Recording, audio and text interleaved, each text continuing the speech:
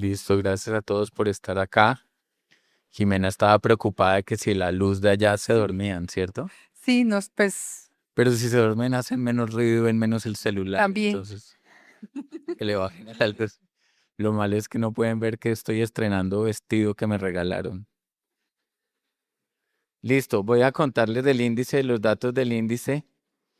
Eh, para mí número uno, toca agradecerle a Laura Sandoval, a Juliana, porque digamos, si hay años difíciles es este. O sea, no, todo el mundo está pensando en el apocalipsis zombie y todo el mundo está como en una discusión que hace imposible de por sí hacer las cosas que hay que hacer en un día promedio. Y haber logrado evaluar 318 de las compañías más grandes de Colombia es una proeza. Es una proeza porque pues, las compañías que están acá saben que a los 25 informes que tienen que entregar otro adicional simplemente por el hecho de que Colombia conozca hacia dónde va la inversión social y ambiental, pues es un esfuerzo macho, porque todo el mundo tiene camellos. Y además está uno aturdido con que con la política, con lo uno, con lo otro, pues peor. Entonces, pues haber logrado la mayor evaluación este año, sí creo que es una proeza. Llevamos 10 años haciendo un estudio que tiene una función específica y no es evaluar la sostenibilidad de las empresas. 10 años de un estudio que lo único que pretende es saber cómo se está invirtiendo, cómo se está haciendo la inversión social y la inversión ambiental. Que eso es devolverse en el tiempo en conceptos de sostenibilidad, porque en la sostenibilidad uno arrancaba, antes se hablaba de filantropía, luego se habló de responsabilidad social, luego valor compartido, luego de sostenibilidad y nosotros dijimos un momento, muy bien eso, pero devolvámonos solamente para poder establecer esos montos. Y esos montos que nosotros consideramos montos de desarrollo. Y nos dedicamos a ver cómo invierten las empresas, dónde invierten, con quién lo invierten, qué tan alineadas están con su estrategia y qué oportunidades hay para hacer mayor impacto. Como les digo, nosotros no pretendemos ser una evaluación de sostenibilidad, porque eso sería una locura. Hay mucho mejores cosas para hacer la evaluación de sostenibilidad que el índice de inversión social privada. Tampoco somos una evaluación de cumplimiento, tampoco es un ranking reputacional. Nosotros nos encargamos en solo una cosita, que es la evaluación, que es ver cómo se está gastando la inversión ambiental y la inversión social. Es una cosita específica. Este año eh, contamos con los aliados de la Universidad de los Andes, la Generosidad Angélica Redberg. Quienes no la conocen, es una persona maravillosa, siempre está con ganas de hacer cosas nuevas y tener a la Universidad de los Andes involucrado y opinando y dándonos recomendaciones para nosotros ha sido fantástico y quiero agradecerle por la generosidad.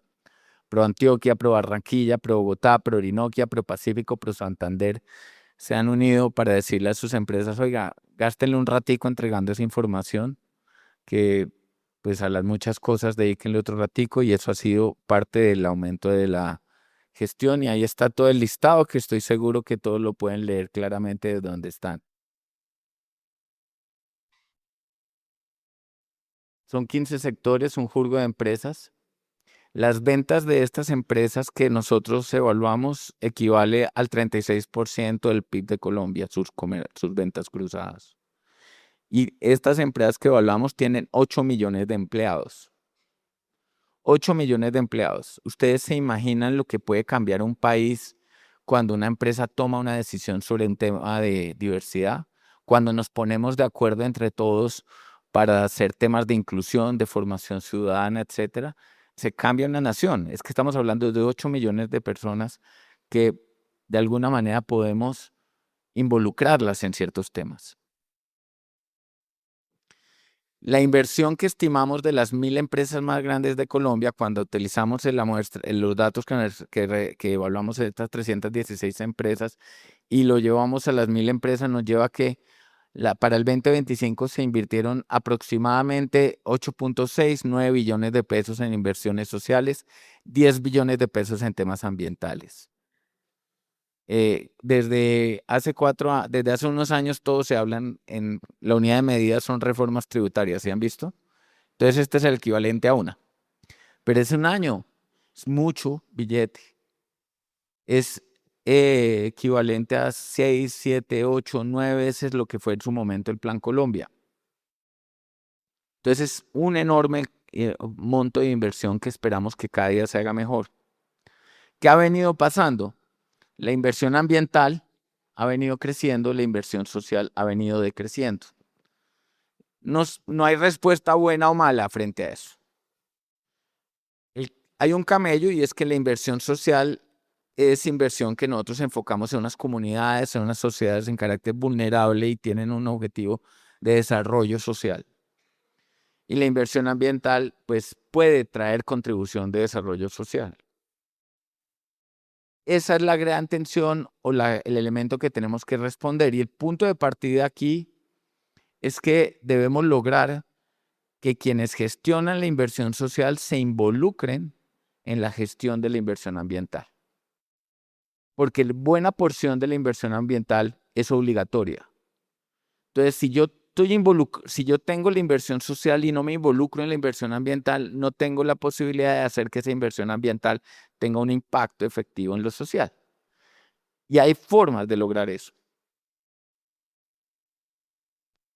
También hay una serie, un elemento importante y es que hay un porcentaje muy grande de compañías que están utilizando donaciones con beneficio tributario y obras por impuestos se ha convertido, digamos, en uno de los mecanismos tributarios más usados. Pero obras por impuestos solo tiene un cupo de 1.3 billones de pesos. Digo solo porque reparta usted eso dentro de todo el país y se vuelve poquito. El gobierno Petro subió el cupo de 500.000 millones de pesos a 1.3 billones de pesos.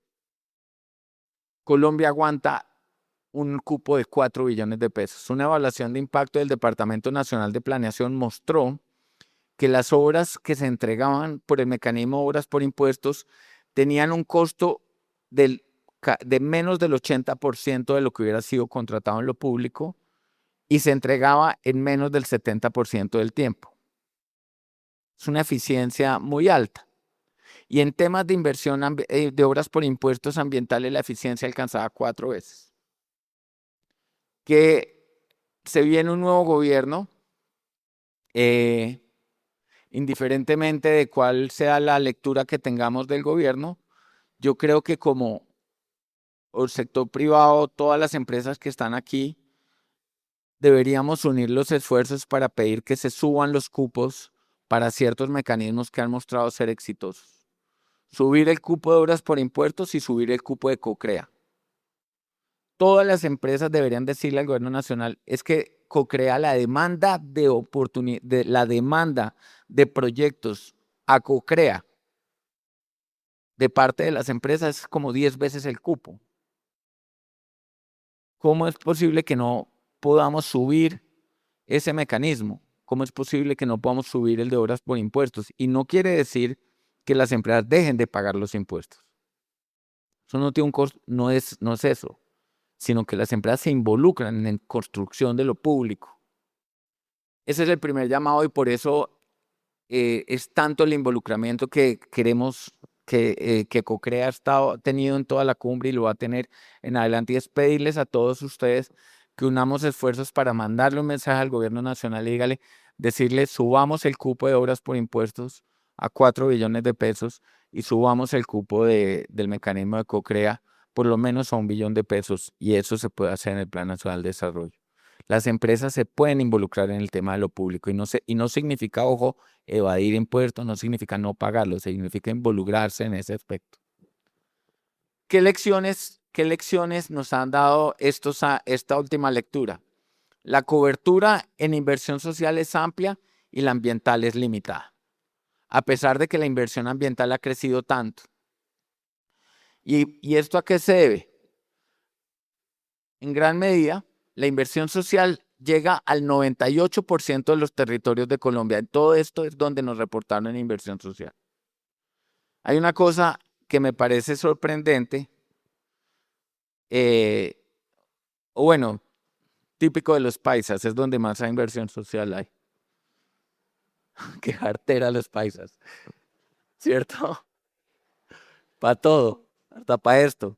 51% de inversión social se va en Antioquia, el 48% en Bogotá, Valle del Cauca 42%, Cundinamarca el 37% de las empresas, perdón. En donde más empresas están involucradas en la inversión social es en Antioquia, luego Bogotá, luego Valle del Cauca, Cundinamarca y Atlántico. Sentimos que todavía falta, digamos que hay varias empresas de otros territorios que no están reportando su inversión social. Sin embargo, uno ve que tiene una cobertura grande.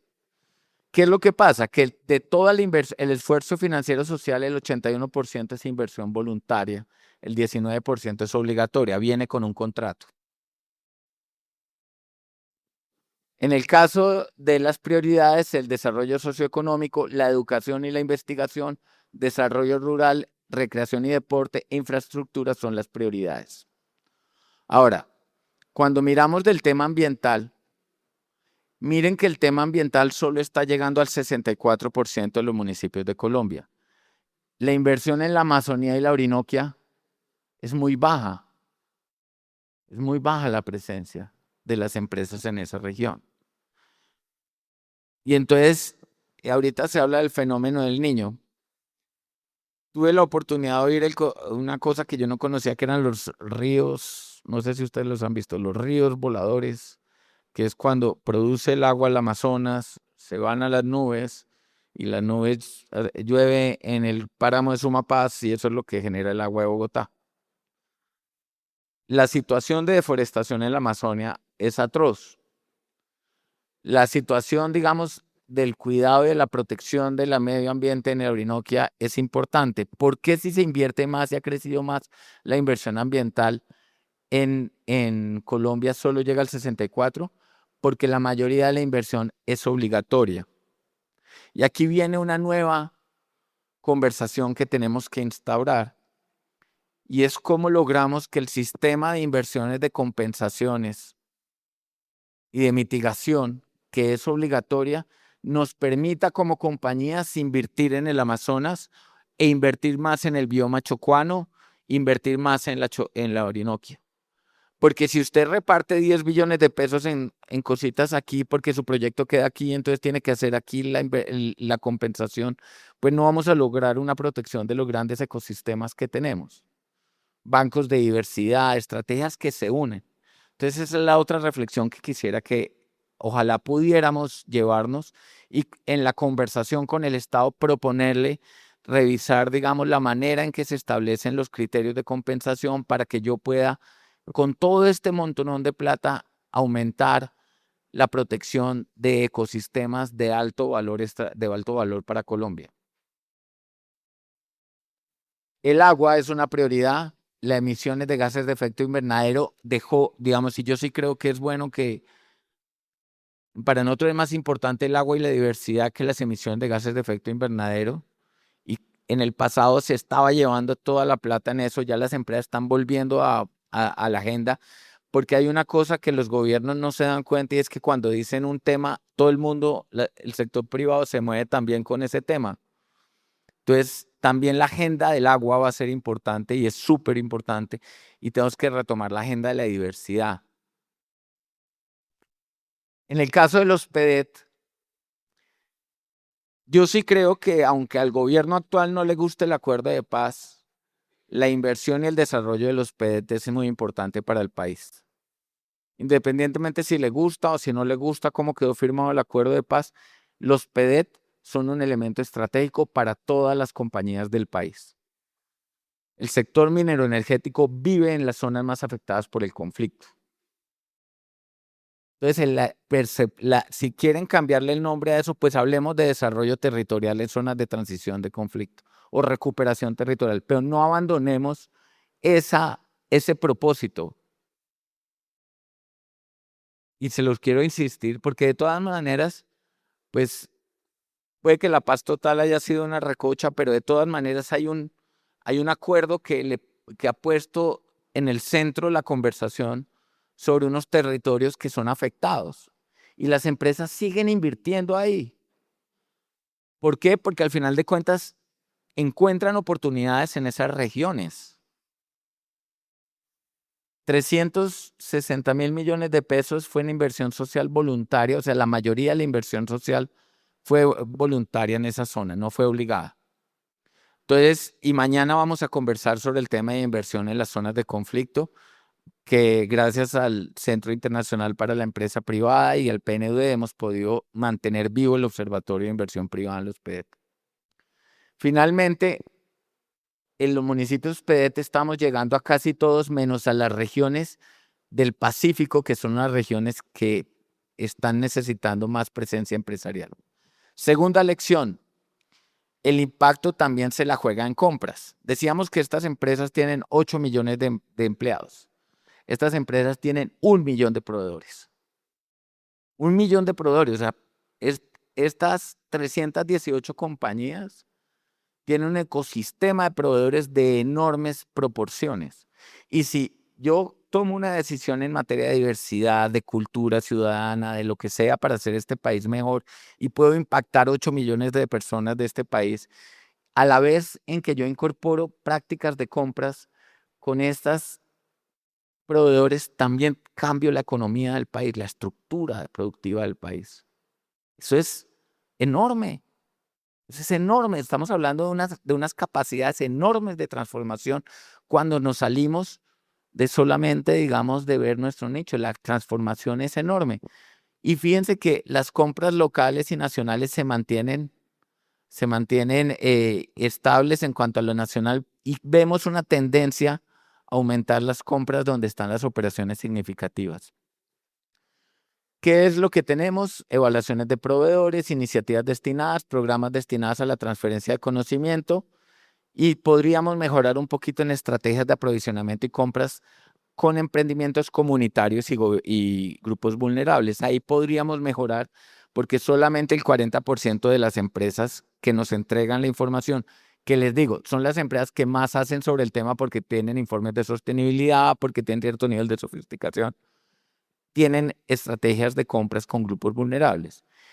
Y uno no, o sea, uno puede transformar una comunidad teniendo esas estrategias de compras de grupos vulnerables. Es un camello que sale de la órbita de la gente de sostenibilidad, pero es común que una empresa le diga a la gente, oiga, confía en nosotros, pero sus procesos de compra le transmite a la gente que no confían en la gente. ¿Cómo hacemos para simplificar los procesos de compra para que los grupos vulnerables puedan vendernos? Entonces, si los tratamos con desconfianza, si tenemos unos sistemas que son absolutamente inmanejables, si alguien puede simplificar el proceso de compra para que grupos vulnerables, iniciativas de pequeñas empresas, ni siquiera pequeñas, sino de constitución de empresas de grupos vulnerables existan, son las empresas, son los que pueden simplificarlo. El gobierno no lo va a hacer nunca y si lo hace, se vuelve un desastre. Pero las empresas sí pueden. En estos días se reportó el cierre de la última de los emprendimientos que había de los reinsertados de las FARC. Y sí, cerró, porque pues sí, es un camello. Pero nos queda la pregunta de si podíamos abrir la posibilidad que hayan grupos e iniciativas que nos vendan. Es que, pero además no todo es como porque sí, hay unos emprendimientos que son competitivos y que tienen oportunidades buenas. Hay algo que a mí me gusta, no sé si ustedes conocen el Only. Nosotros, la clase media pujante, conocemos el Only. Y uno va al Only y los niños tienen calzoncillos del Only hasta que se dan cuenta que son del Only. El Only fue fundado por un desplazado de la violencia. Y usted va al Only y todas las señoras y señores que trabajan en el Only llevan 20 años trabajando en el Only. Luego, debe ser un buen sitio para trabajar. ¿Cómo es posible que hayan iniciativas de esas características fundadas por personas desplazadas que han sido víctimas de la violencia y nosotros no lo encontremos para hacer negocios con ellos? Lecciones 3. Hay muchos indicadores, muy pocas evaluaciones de impacto. ¿Qué reguero de indicadores? Lo que nos reportan es que, mejor dicho, KPIs por todos lados. El mundo del KPI. KPI acá, KPI acá, KPI acá. ¿Cuántas evaluaciones de impacto se están haciendo? se bajó el número de empresas que hicieron evaluaciones de impacto y se bajó el número de empresas que hizo la evaluación del retorno a la inversión. En la evaluación de retorno del SROI, de retorno a la inversión, es la evaluación más antipática que hay porque no dice nada. Dice cuánta plata obtuvo por cada peso invertido. Pero es la manera para hablar el lenguaje de quien asigna la plata. ¿Cierto? No lo hace uno, cuando uno trabaja en desarrollo, uno ve un SROI y dice, no friegue, esto era lo que me iba a decir. Pero para quien asigna la plata, es el lenguaje que espera escuchar. ¿Cuánto fue el retorno que yo obtuve con esta inversión? ¿Cuál es el retorno que obtuvo el objetivo en pesos? El SROI es fundamental y sin evaluaciones de impacto vamos a terminar, digamos, teniendo problemas para sostenerlo. Políticas de diversidad avanza más rápido que su implementación. Miren, yo sí creo que la diversidad hay que sostenerla. El 82% de las empresas cuenta con una política de diversidad orientada. Es un mundo, pero todavía hay 18% que dicen no tenerla. Estamos hablando de empresas grandes. Es como lo mínimo. Así ya con ChatGPT haga una política, ¿no? Pero solamente 41% ha hecho un sistema para evaluar la implementación y 65% la ha difundido. O sea, ¿cuál es la participación de las personas trans en los altos cargos? O sea, para todos sacan a Brigitte Batiste. Brigitte ya está cansada de que la saquen para todo.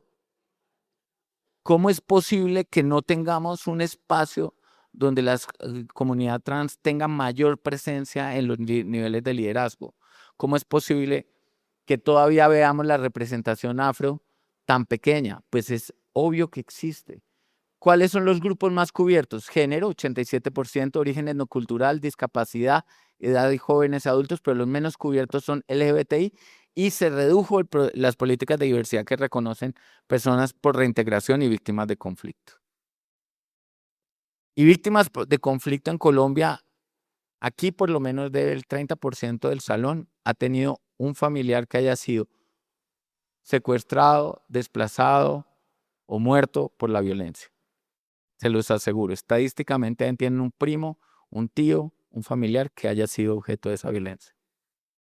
Y cómo no entendemos que el asunto de las víctimas del conflicto, pues sí hay gente que lo ha cogido como un asunto político, pero es el menos atendido en un país construido por víctimas. El techo de cristal, esto no se mueve. Se ha aumentado el número de mujeres en las juntas directivas de un 19% a un poco glorioso 27%. Dentro de los profesionales, solamente no llegamos al 50% y dentro de las directivas el 37% no se mueve. No hemos movido el techo de cristal. No lo hemos logrado subir y llevamos con esto desde el 2019 y lo tenemos de antes. O sea, en el 2019 era 33% y ahorita era 37%. Estamos lejos. Y en el nivel profesional, en el mismo rango. Son más las mujeres que se gradúan de las universidades que los hombres desde hace muchos años. Los sectores que tienen más avances en temas de género son salud, cajas de compensación, financiero, educación y servicio y comercio. Los menos son el minero, servicios públicos, teletransporte, transporte y logística e industria y manufactura.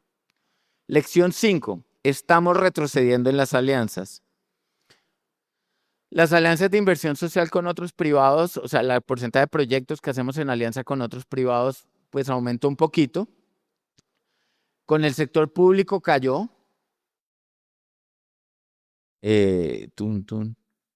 Parece que esto era como para darle más. Listo. Más como en suspenso. Cayó. Tenemos que volver a colaborar con lo público. Ese intercambio es difícil, puede ponernos demoras, pero es importante. Las alianzas para la inversión con la cooperación internacional, pues ya sabemos lo que ha venido pasando con la cooperación internacional. Se ha venido, digamos, se ha venido reduciendo en todo el mundo. Y después de un proceso de intentar aumentarlo, pues llegó Trump, cerró otro. O sea, ese es el chiste ya, ¿cierto?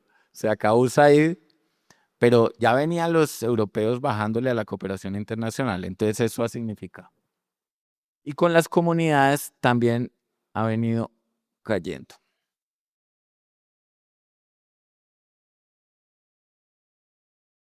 Cayó muchísimo las asociaciones, los proyectos en alianza con las comunidades. Entonces, eso es lo quinto que nos queda. ¿Qué conclusiones tenemos? Primero, la inversión ambiental, que está en mayoría obligatoria, está desplazando la inversión social.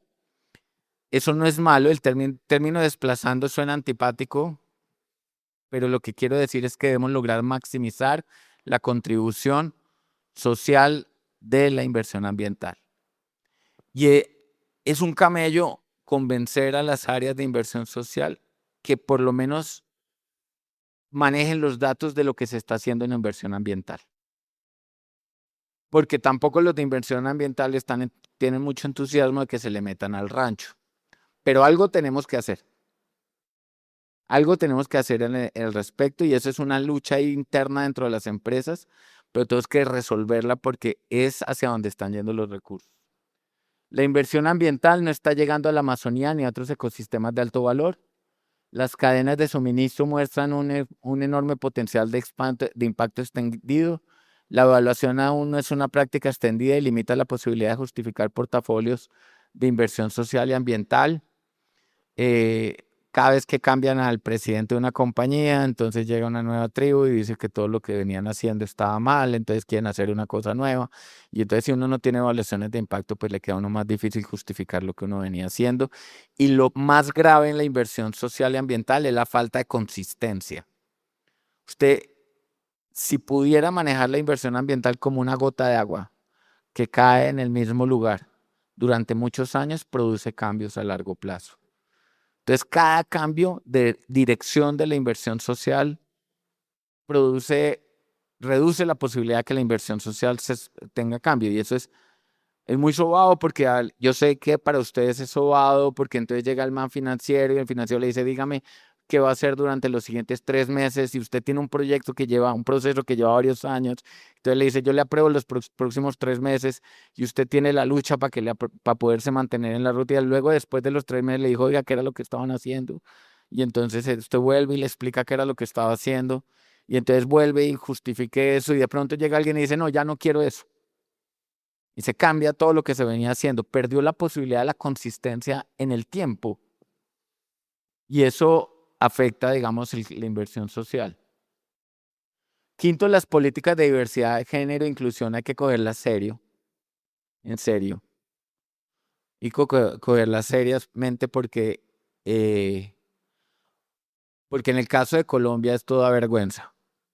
La falta de inclusión y la falta de participación de ciertos grupos, de ciertas personas. Y por eso es que termina ebulliendo propuestas identitarias que son tan malas en la política. En la política las propuestas identitarias son gravísimas, pero las propuestas identitarias la política identitaria tiene su caldo de cultivo en la exclusión real y efectiva. Y si ustedes se miran al de al lado, al del frente, al del costado, se van a dar cuenta que aquí no es que haya mucha variedad. Y eso es grave. Y finalmente, debemos retomar las alianzas con el sector público y con las comunidades. Con esto quiero agradecerles a todos. Van a tener una agenda muy chévere pude ahorrar unos minuticos porque de aquí para adelante todos los que pasemos aquí al frente tenemos que ahorrar unos minuticos en la agenda. Gracias. Listo.